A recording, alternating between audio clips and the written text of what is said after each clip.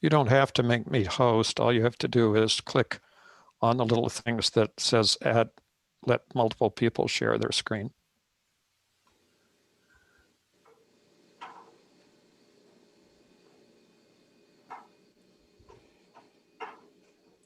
Okay, you're the host anyway, but the Oh, recording okay. started. That's fine. I'll go back to sharing. Yeah. Okay, here we go again. Okay, so we're going to be talking about newspapers. I kind of have decided that with my grandchildren, as I notice, they live in a different world than I do, and I am beginning to understand that they don't even know what newspapers really are. They hardly ever see a newspaper. And then some of them, I'm sure, have never really sat down and read a newspaper or even looked at one. So it's kind of an interesting situation here. But we, older people, obviously we know what newspapers are, and there are some of us who still take paper newspapers, just as there are some people who take paper magazines. But in the future, it will probably be less and less of a way of understanding how they work. One of the things that's helpful is to understand the time frame here that we're talking about. When we talk about genealogy, sometimes people talk about record sets, and I can give a good example with vital records. If you're talking about birth certificates, does that sound like something that genealogists would be interested in, or death certificates, um, or even marriage certificates?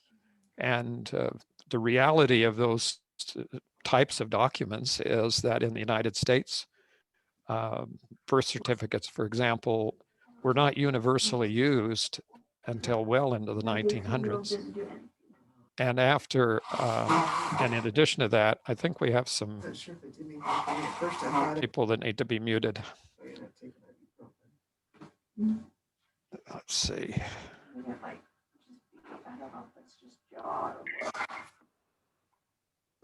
No.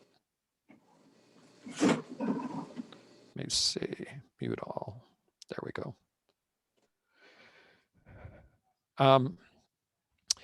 In one of the things that you learn about that is that, and some of the states, by the way, did not have birth certificates until, until like the 1960s. Can you believe that?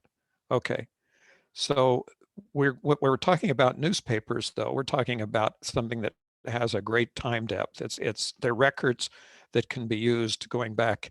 In this case, this was the first, what we consider to be the first German publisher of the first newspaper.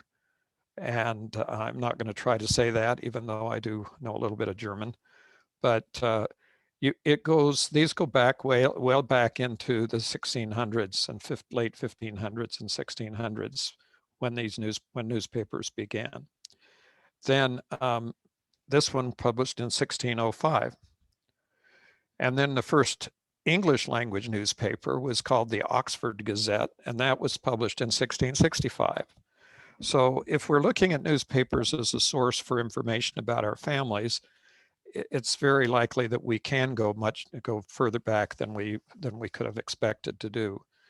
In the United States, the first newspaper was published in 1690. You can see that 1600s was the kind of the pivotal time when a lot of records were beginning to become more commonly used. And this one that was public occurrences, both foreign and domestic, was the first newspaper published in America. And this is a copy of the Thursday, September 25th edition. And by the way, immediately it was forced to close by the colonial government because obviously they didn't want any diverse opinions to their control of the colonies. So, but by 1800, which is kind of a watershed date for genealogical research, there were 200 newspapers in the United States. And in 1800, if you realize that most of the English-speaking population, most of the European immigrant population, other than the American Southwest, where Spain had colonies, was plastered along the the Atlantic coast. And so 200 newspapers was quite a few. And by 1835, that number had jumped up to 1,200. So there's a lot of newspaper out there. Now, there's two things about newspaper that physically are important to understand. One is they were usually printed on really cheap paper. And really cheap paper is very acidic. It has a lot of acid in it. It takes a lot more processing of the paper when you create paper to remove the acid and make it into a non-acidic paper. By the way, most of the paper created today, even though the cheap paper, a lot of the paper even that we use for like copy machines and things like that, is non-acidic. They've taken the acid out of it. If you remember, I lived in most of my life in Arizona, in Mesa and Phoenix and Scottsdale. And one thing that we knew about newspapers was that if they threw a newspaper out on your driveway and you didn't run out and pick it up, by noon, that newspaper would have already turned yellow because of the fierce radiation from the sun down there in the Southwest. And that's really the end product of what happens to all newspaper. It turns a color, yellow, usually a darker yellow, and then with the acid. And the acid process is basically unstoppable and inevitable. If you keep it out of light, it'll slow down, but even under a long period of time, it will disintegrate. And eventually the newspaper just turns to kind of like dust. It just breaks into really small flakes and disappears. So newsprint is pretty, if it's hard to preserve. And so even though they've been around for a long period of time, it's pretty unusual that the newspapers have been preserved. So that's the secondary problem. You may be able to think about getting newspapers, but you're going to have to do some research into the time and place where they may have been published. And it's possible that they would have mentioned or even written about one of your ancestors. So there is a way to learn about this history of the newspapers. This is the University of Illinois at Urbana-Champaign, and it has a newspaper called American Newspapers 1800 to 1860. And there's a series of tutorials that are on different years of that. This is called the University of Illinois at Urbana's Champaign Library, University Library. And it has tutorials on the history of newspapers in America. So you can, if you look up history of newspapers, you'll come right to this website.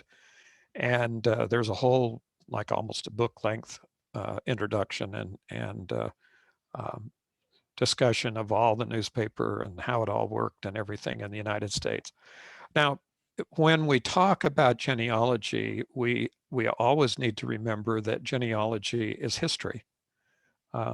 It's a kind of a specialized history where we focus on families, but if we take the family out of the context of their history and we don't understand how they interacted with their culture and society and and the people around them at the time that they were alive, we really have a really difficult time doing accurate genealogy. It becomes more of a name, date, and place exercise where you can really easily get off on the wrong track because you don't have the context of what's going on there. The more I learn about genealogy, the more I learn about history, the more I understand some of the mistakes that I made years ago when I started, and how easy it was for me to accept some kinds of information that I really shouldn't have accepted, given the time and place. Okay, here's a simple question. Have you found your ancestors in a newspaper article? If you've ever done that, it can be it really will start to change your mind about your ancestors ancestors, and it could be really good news, because you may find a mention of a birth notice or a death notice or a marriage announcement or something like that that may clarify a whole bunch of questions, especially if it's a death notice and it goes through the whole history of the person and like an obituary, and gives all the relatives who came and everybody who was there and all of that information, because that may clarify something that you haven't been able to clarify previously. On the other hand, the other part of this, there is a little bit of a risk that you'll take in digging back into your ancestors' lives through newspapers, because not all the things they did were good. And you may find out that, as I have on occasion, that some of your relatives ended up in prison, and some of them did some things that you weren't proud of. But that's history. And we have to understand that we live with what we've got, and we take advantage of it by recording it and learning about it as we get involved more and more into our lives of our ancestors. So I really asked you the question, have you ever looked, and would you know where to look? Well, I hope when we get through talking here this evening that you'll have a better idea of what's out there as far as newspapers concerned. And because of the amazing ability we have now to digitize documents and make those documents available online, you really have to, we really have some tremendous opportunities. So where are all these newspapers? Where are they now? Well, obviously they're spread all over the world, because newspapers publication was something that was occurring in all parts of the world in all times back into the, as I mentioned, back into the 1600s and 1700s. So we need to know how to get to them. And here's the key. This is something that if basically, and I'm going to mention some of the larger websites, for example, ancestrysnewspapers.com. If you think that newspapers.com or some of the other large online genealogy website oriented collections have the newspaper all wrapped up and they've got everything there is, and there isn't much more. Actually, there are hundreds, literally hundreds of digital newspaper websites, most of which, the vast majority of which, are free. So there's just a tremendous amount of information out there. How do you find these? It's pretty simple. Go to Google, put in digital newspapers, and then put your state. Now, let's suppose you did that with Utah, and you put in digital newspapers and you put in Utah. Well, what you would find very quickly is that there's a University of Utah digital newspaper project, which was funded initially by the Library of Congress. And that on that particular website, they have, I wouldn't say they have all the newspapers published since about 1847, 8 in Utah, but they have a very, very large number of them, and in very, very in-depth. And many of our complete collections, completely digitized, an absolutely free resource for looking for information in Utah. And I can tell you right now, if you do that, go out and type, you can do the Utah Digital Newspaper Project, it'll come right up. But if you just type digital newspapers and put in the state, every state has a digital newspaper project of some kind, all the 50 states. And it's a place where once you get into that and you begin to put in doing some searches, you're captured. You're captured by that whole process, because it is amazing the way that you can, the information that you can find. In addition, there are collections of newspapers in almost every library, almost every public library, private library. Everybody seems to have their newspaper collection. And most of them are still on paper, but but those are very rapidly being digitized and converted. The larger newspaper collections, the larger newspapers in metropolitan areas, are the ones that were digitized first, and they're by and large are the ones that show up on the big websites, on the big genealogy websites and the newspaper websites. If you were, for instance, if you're doing newspapers and doing research in England, Find My Past has the British newspaper project that's ongoing, and they've been digitizing tens of millions of pages of newspapers every year. They're far from done, and they'll continue to digitize newspapers. But it's there's just a wealth of information that's pouring into online sources. First of all, we need to know I would call this the basic research start. If you're going to start doing, other than the state digital newspaper project like the one we have here in Utah, if you're going to start with that, then the place to really go to get some feel of how the newspapers work and what happens is the Library of Congress. And the newspaper, when you go to the Library of Congress, which by the way is loc.gov, just type Library of Congress like LOC and then .gov, G-O-V. And that will take you directly to Library of Congress. And then the first page, the startup page now, used to have the chronicling newspapers, chronicling American historic newspapers on the startup page. But now you have to click on digital collections, and then it'll take you to a link to the newspaper project. And this is an ongoing project. Currently, there are about 17 million pages of newspapers that have been digitized. And the interesting thing is that you can search them word for word by word in every newspaper on every page. And so that's a way that you can get to almost any. And there's an advanced search function. If you play around with that, you can find be very, very specific and look for your ancestors' names and in places where they lived. And another part of that is the U.S. newspaper directory, which you can see kind of in the upper right-hand corner of that little screen there. And if you click on that, what it is it is a directory to every newspaper published in the United States from 1690 to the present that the Library of Congress has been able to identify.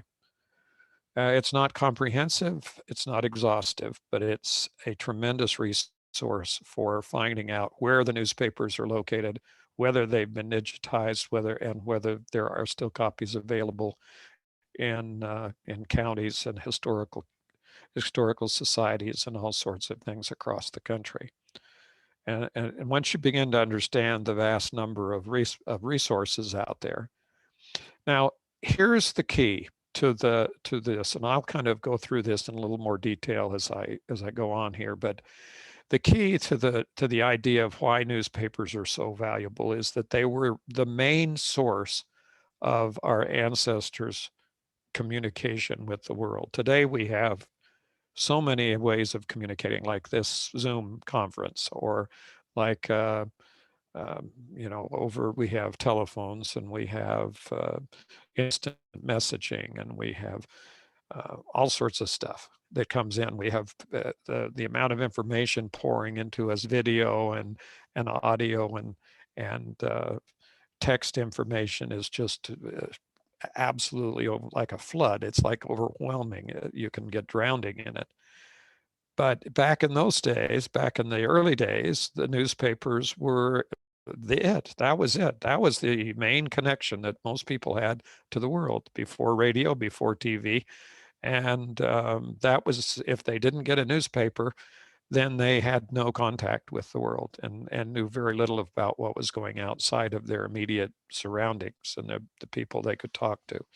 And so it was a big deal when the newspapers were published and distributed. And in addition to that, the important thing to understand about that is that in smaller communities, in small town America, which was, by the way, everywhere in those days before everyone left the farms, the only thing that the way they communicated, instead of having, Facebook and Twitter and all of those was through the newspapers. And so everything was reported in the newspapers, practically speaking. In a small town, everybody knew everybody else's business because they published it in the newspaper every week. And so you'd have a newspaper. And when I was a lot younger, there were two things that always impressed me. My grandfather used to come home from work and sit down every day and read the newspaper. And I didn't really understand that at the time. But the reason for that is he'd been a newspaper publisher and an editor all of his life. That was his job. And reading the newspaper was part of his job. But, it was kind of just an interesting thing to know. From a little kid, you don't really realize why people are doing things.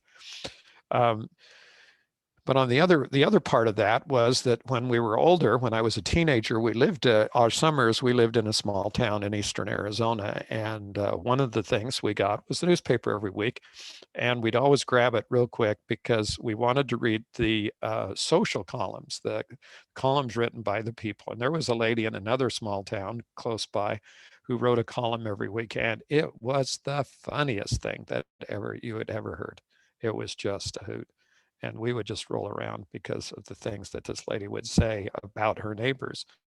And we were sure they were very, very embarrassed. But it was an interesting process. So over 17 million pages on Library of Congress. Sometimes it's also indexed, a portion of it, not all 17 million pages, but about 11 million pages are indexed and available on MyHeritage. Another interesting thing about this is that people ask me, I literally, when I've talked to them about newspapers, one of the questions that comes up and they say, well, are the obituaries there? And I always say, no, I'm sorry. They cut them out before they digitize the papers. Oh, of course, they're there. Oh, don't listen to me. But anyway, yeah, everything else too. And so all the obituaries are there. And the indexes, the way when they're digitized like this, it saves so much time because before digitization, if they were on microfilm or I was actually looking at paper copies of the newspaper, I had to read through the whole newspaper or go through the whole newspaper to find the obituaries to see if they were, if I could, find my relative or ancestor's name. But now, obviously, I can search for names, I can search for places, I can search any kind of string. So that's important to understand. Okay, this I mentioned. I'll just go back and re-mention it. U.S. Newspaper Directory 1690 to the present is a list of all of the various, not just what's in the Library of Congress, but what's available across the country by state, county, and city. And one interesting place is there are hundreds of digital newspapers listed in this Wikipedia list of online newspaper archives. And so if you go to this particular website, just look for Wikipedia list of online newspaper archives. If you just put in list of newspapers, you'll find it on Wikipedia, and it goes down and lists. It's kept current by the Wikipedia users, and it has the archives from every country of the world where they may have information. Some of them, if there's a link, then they have a website. Now, the reality, of course, of websites online is that some of these are behind a paywall where you have to have a subscription. The one I did mention, newspapers.com, is a subscription service. Even if you have a free subscription or even a paid subscription to Ancestry, that does not include newspapers.com. That's a separate, like Fold3, that's a separate subscription from here. And here's newspapers.com. You can't minimize the number of pages, millions and millions and millions of pages. I think total pages at the time I did this screenshot was 632 million pages. And the information there can be overwhelming.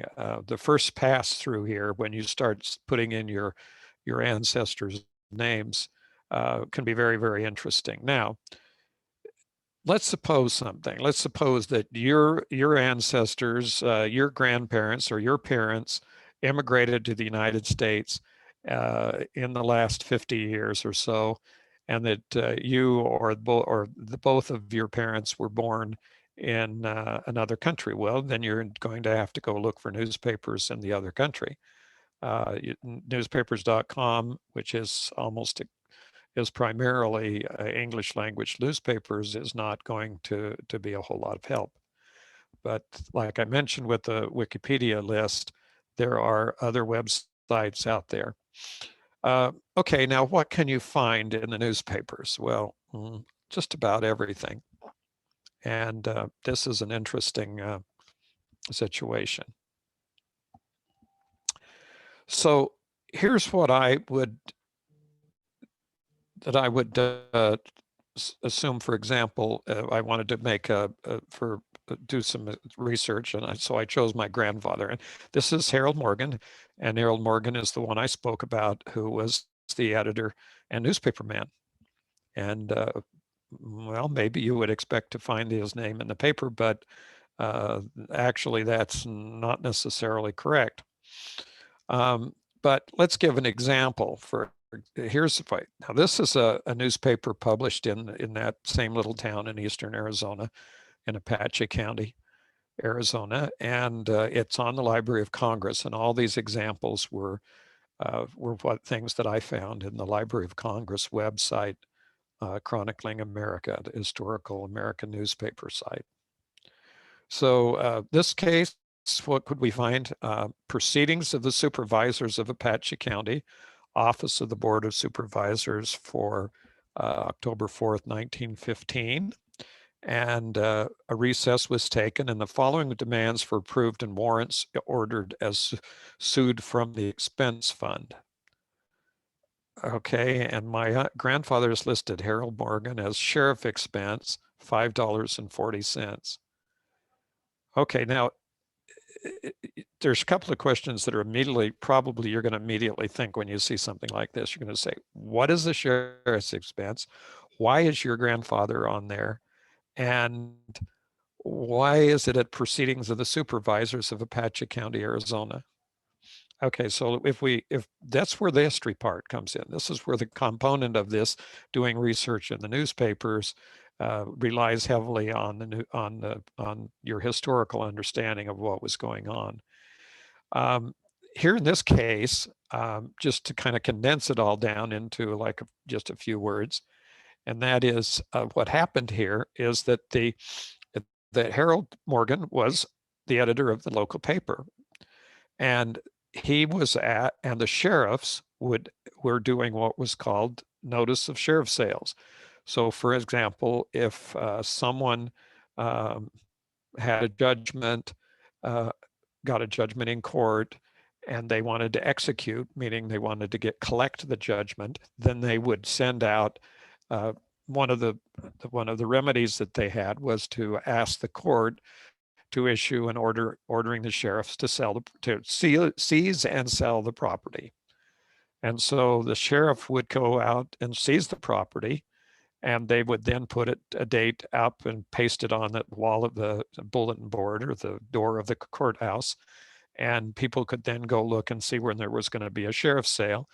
And they could show up at the sheriff's sale, and then they could bid on any of the items in the sale that had been seized. Farming equipment, household goods, anything that was subject to the laws that allowed the sheriff to haul that property away and sell it. And so here's what happened: is the sheriff published the notice of the sheriff's sale in the newspaper, and they owed Harold $5.40. Now, the sheriff didn't pull that out of his pocket.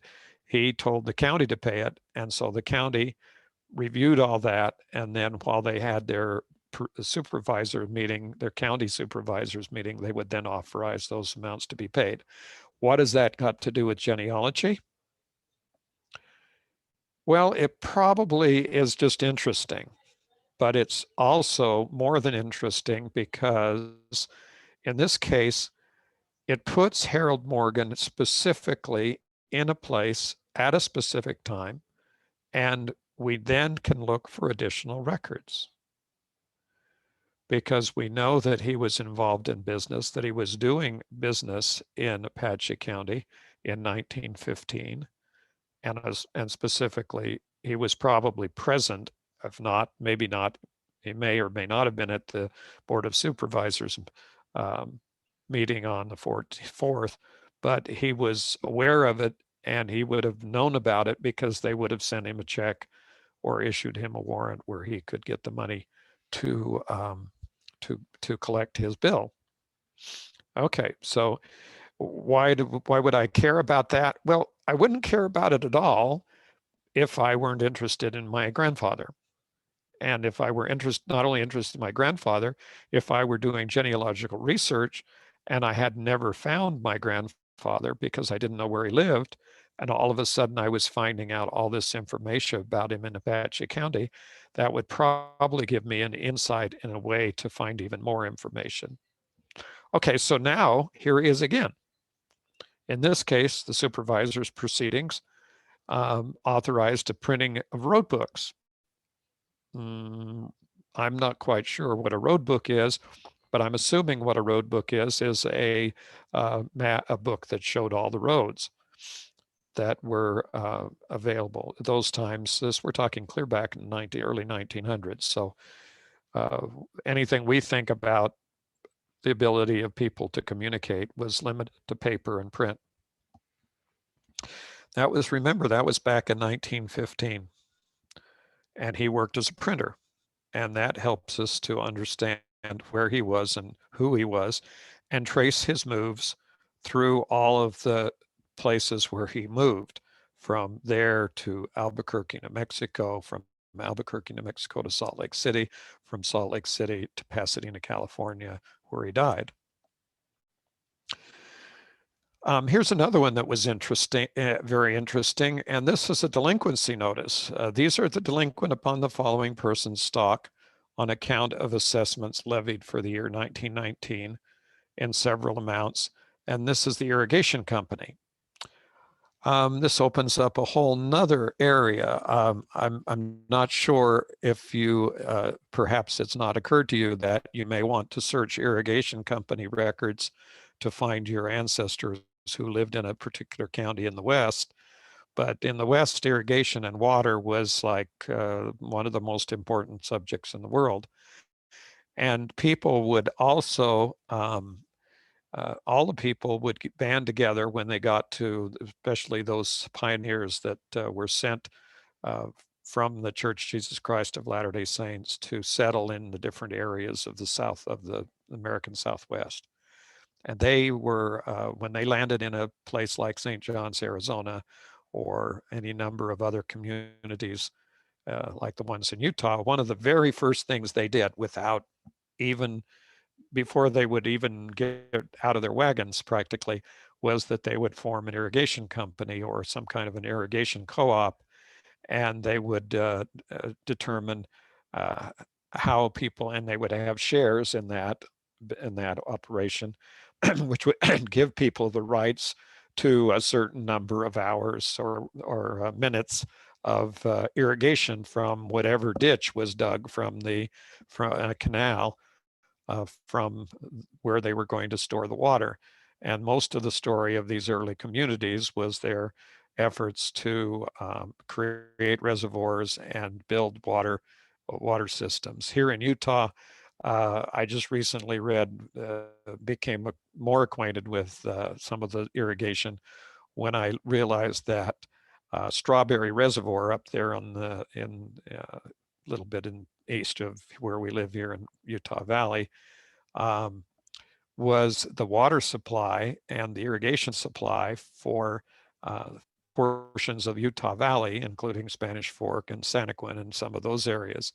And they got the water from Strawberry Reservoir in the Strawberry River by cutting a hole through the mountain, tunneling right through the mountain to build a way to get the water here.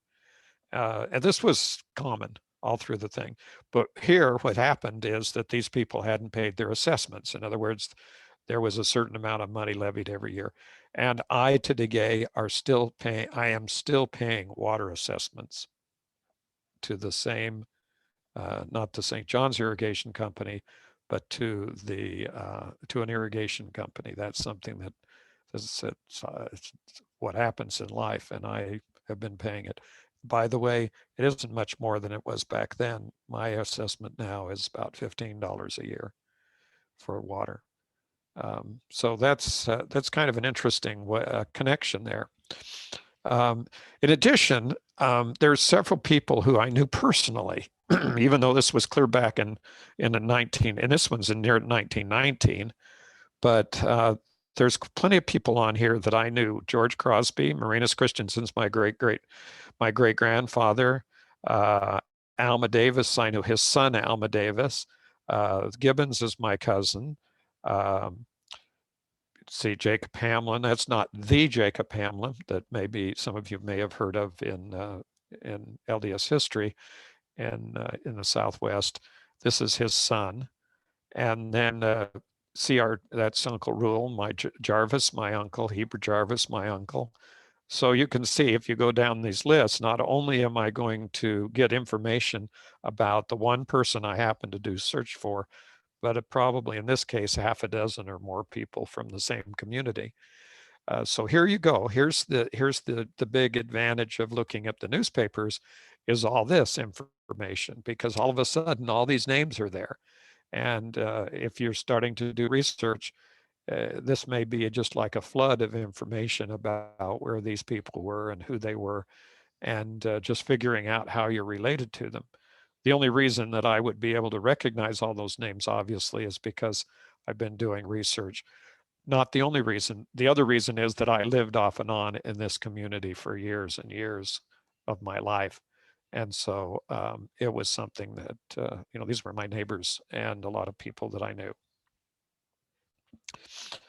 So the question here, and you could think about it, is why are these notices important? Well, they're important because they put people together in a place at a specific time, and that gives us a window of opportunity to find additional records and know where we need to look and at what time periods we need to look about individuals. There are some people in my lines that the greatest thing I could ever find would be a newspaper article locating them and identifying them in a specific location, because that would then open up doors to finding more information about that person. Now we'll come back to this in a little bit, but this slide has two kind of really important things on it. I'll talk about cattle brands in just a minute, but right now we're going to look at the local drift, and it says down here that Mr. and Mrs. Harold Morgan are in Hunt today eating turkey with Mrs. Morgan's mother. So now we know that Harold Morgan was married at this time, and we also know that his mother lived in Hunt. And Hunt was even smaller town than St. John's, and figuring out how she got there is a whole interesting story. So those are the kinds of thing, and you'll see even funny things like this. And Wrigley's had a salesman in town. Brown with Crosby for Eager. Well, they'll spend Thanksgiving. See, you're getting a community here, and you know that these people are going to Thanksgiving to Eager. Why? And who are they going to be doing? So you go look at the Eagers and see who lives there. So this is starting to give you a sort of a snapshot view that you can put all these snapshots together and create a whole history of what's going on. So we've got two things sitting next to each other here, brands and social events.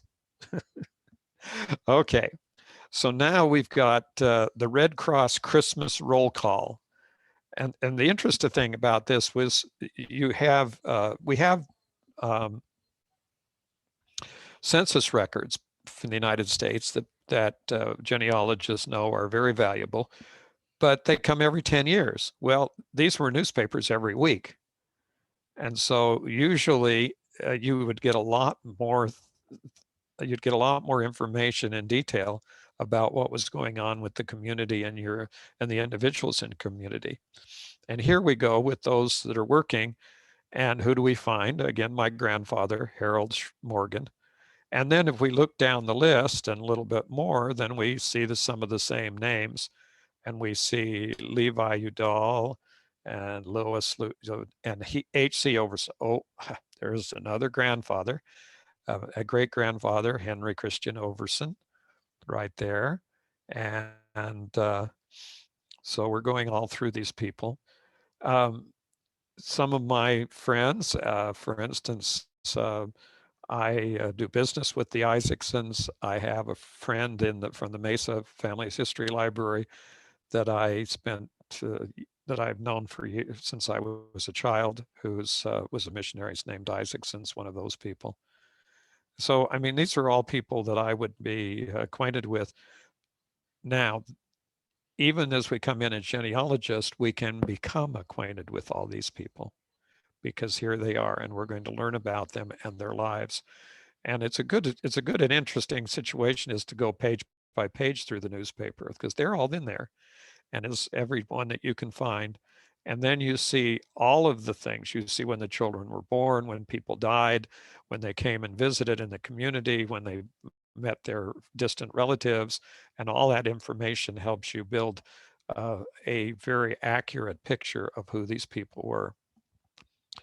I mentioned babies. Well, here's a girl baby born to Mr. and Mrs. Harold Morgan on Sunday evening, May 2nd. So now we have a baby, and maybe we knew about this baby and maybe we didn't. But if we do some additional research, we find that here's a person when we do the research, Helen Morgan, who was born on the 2nd of May in 1915 in St. John's, Apache County, Arizona. Father Harold Morgan and Jessie Morgan. And so now we have some information, firsthand information to help verify not only the date, but also the identity of the person. And then we can go look for additional information. In this case, there is a birth certificate in 1915 in Apache County, and it shows Helen Morgan being born and the names of the parents, the full names of the parents, and some other information about their birthplace and where they were born. So you begin to see, now you can see that Harold Morgan was not born in St. John's, that he was born in Nephi, Utah. So then you're going to question, how did Harold Morgan get to Nephi, Utah? And then you remember that Thanksgiving dinner was in Hunt, which was right outside of St. John's, and that was his mother. Well, then why was his mother there in St. John's if they were from Nephi, Utah? Well, those are all sorts of questions that you start to ask as a result. Now, looking at the brands, okay, well, let's got an extension blocked. Okay, so looking at the brands here, do a little more research, you find out that all these brands are registered.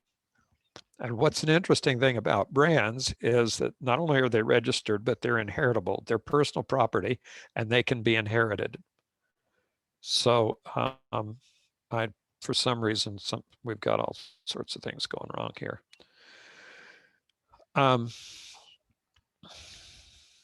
So here's registered brands, and you can go in there and learn about, and if you do research into brands, one of the benefits of the brand research is that you're going to find your relatives in there with their brands.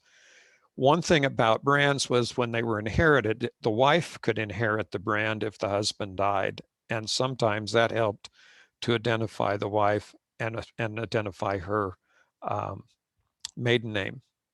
And so perhaps you've never done this is another uncle, and perhaps you've never done any research in brands, but it's pretty interesting and there's a lot of information out there. Now we find out from the newspaper that Harold Morgan sold his interest in the printing plant and is looking for another job.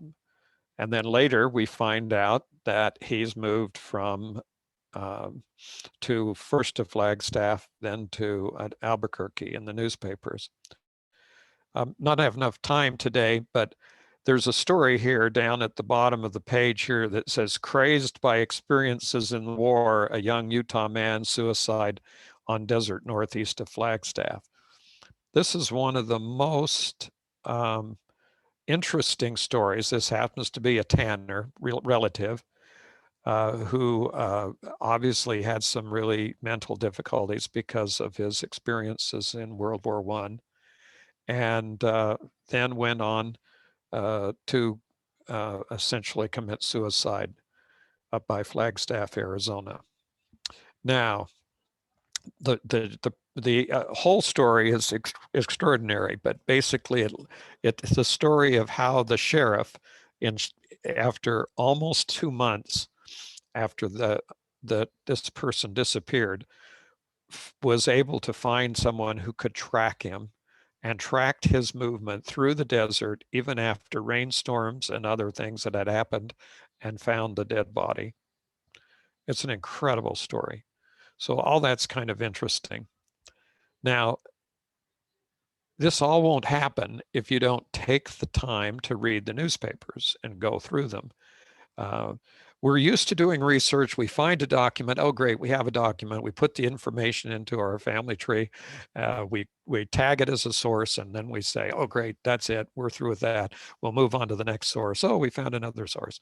Okay, well, the newspapers aren't just like a source like that. Newspapers are like getting whole stories, whole episodes, whole life-changing events, and things that happened. We're right in the middle of a pandemic right now here in the United States, in the world. And back in 1918, at the time these newspapers were current, I was reading the newspapers during that 1918 era, 1918, 1919. And in this town of St. John's, they were reporting people who had died, and they were reporting people who were ill from the flu. And it was there, and it was part of what they went through even in this little town in eastern Arizona. It was part of the whole thing that was going on. And so, it gives you a sense of history. It gives you a sense of place. It gives you a sense of belonging, and it helps you to understand how and why your ancestors did things, what happened to them, how they moved, where they went. And these are, the newspapers are just a marvelous, marvelous way of getting into all that information. Okay, well, ready for some questions.